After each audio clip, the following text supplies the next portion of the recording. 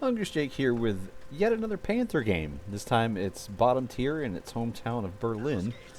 And you'll find that I actually play this right up against the enemy tier 8s and 9s.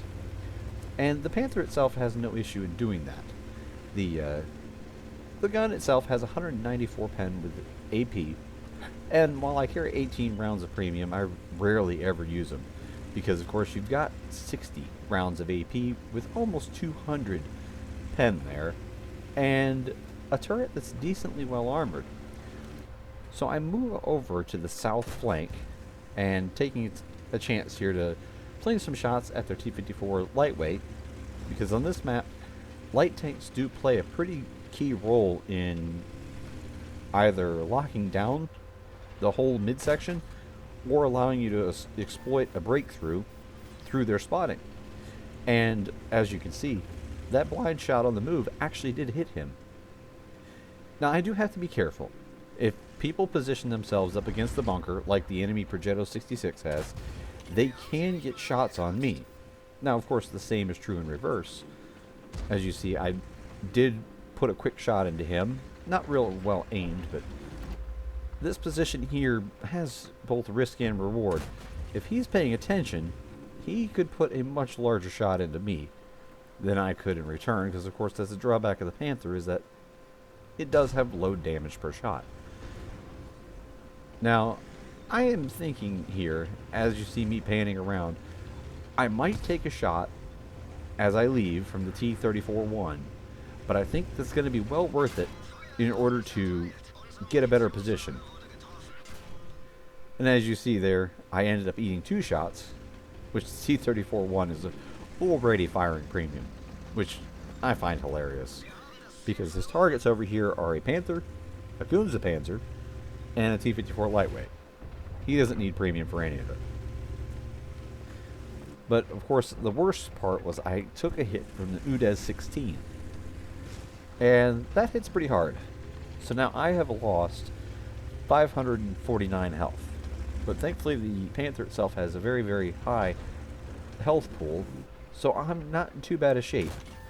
And now, unfortunately for this T-20, he cannot play the role he's trying to play. He's trying to go hull down, but you need turret armor to play hull down, which he doesn't have. And you're seeing a couple times here, I'm actually hitting the dirt right in front of me, while my reticle is on the T-20. And I have high graphics on. I don't know what's going on, but that has happened a number of times here lately, where I actually end up hitting dirt or debris in front of me, even though my reticle is clear of it. And you see me being mindful of that Progetto 66 because he was aiming in my direction. All I'm doing is keeping that little rubble of a building in between me and him so that he can't get a freebie shot in my side. And again, the Panther has enough gun depression to work shallow rises, and I definitely have enough turret armor to work against the T-20, plus the fact that the Panther's turret is pretty narrow, so once I get dialed in on my aiming, he has to back off. Now I am being mindful of the T-34-1, who has a platoon mate, which I'm assuming is right there beside him. I haven't seen him yet, at least in the game I haven't, but everybody seems to be kind of paying more attention to me outside of those T-34 right now. They seem to be looking more at the Panzer, but the T-20 and the UDES are focusing on me a little bit.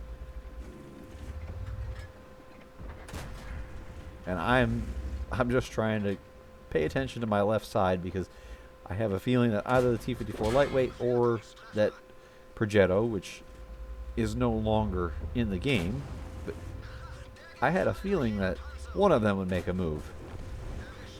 And there goes one of the T-34 ones. He made the mistake of having to climb too much over, because those have no gun depression. Something that made me absolutely despise that tank. It doesn't have enough hull armor to play real aggressive. It has good turret armor, but it has no gun depression to make use of it. And here's the Udez. I don't know how in the world that didn't penetrate the back of it, but we'll just say RNG. But with him backing off, that's because the Panzer has gotten behind him, and now, pretty much a rule of thumb, if somebody ends up behind an enemy, the enemy will stop what they're doing and try to get back. And now here is a pretty hilarious sequence of events. This T-34-1 is also firing premium, and he has almost full health before engaging the Panther with under 500 health. He tracks me. I've already caught him on fire, and then he dies. Remember, I had 499 health. I still have 352. He only did about 147 damage. And he gave up his nearly full health tank in order to do basically tier 6 medium tank damage in one shot. However, my health at 352 is within one shot range for that Udez 16. And he is not one-shottable for me. And now that I realize, okay, my VK ally has the small gun. I've seen him do 110 damage. And the Udez is 100% going to go for me. And he's ignoring the VK that's shooting him. So the VK gets to clean up on a kill. Now I can move up.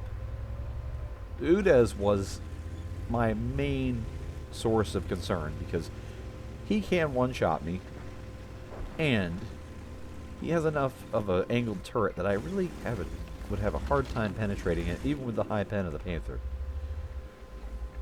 So now it's, you wouldn't say cleanup time. We have a 3,000 HP lead, but with what they have left, the STRV, that thing is going to be so stealthy in the back.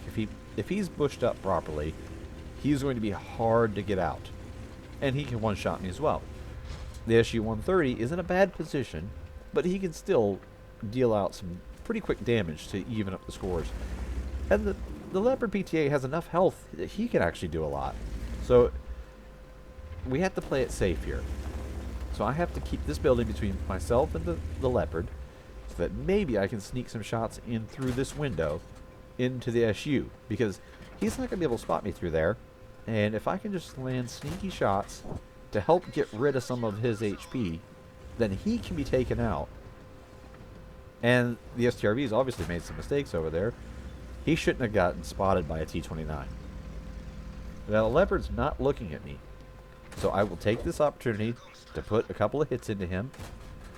And he's went dark, and he's not able to spot me. This bush, this little bush ahead, was obviously providing concealment between me and him, because we should have been able to spot each other. But my sixth sense didn't go off, and with it not going off, that means I get to just kind of help out with the SU, and now the Leopard is running for his life. And now that's insurmountable odds, even for a tank that's as capable as the Leopard PTA. He doesn't have the armor to hold out, and everybody's charging. So it's a matter of who gets the last kill. And it ends up being the T-29. So that is a nice win as a bottom tier tank. And I'm showing 2,890 damage, but I did have a couple of blind shots, so I ended up with over 3,100 damage, which got me an ace, and I got a Confederate for damaging more enemy vehicles than anybody else on the team. Doesn't mean I had the most damage, it means I just hit the most targets. I ended up second on damage, but first on experience, which is not bad considering being bottom tier, and I'm second in damage only to our E75, who also had a pretty solid game. And I did spam a lot of shots, most of the ones I hit that I penned. But hope you enjoyed it. Thanks for watching.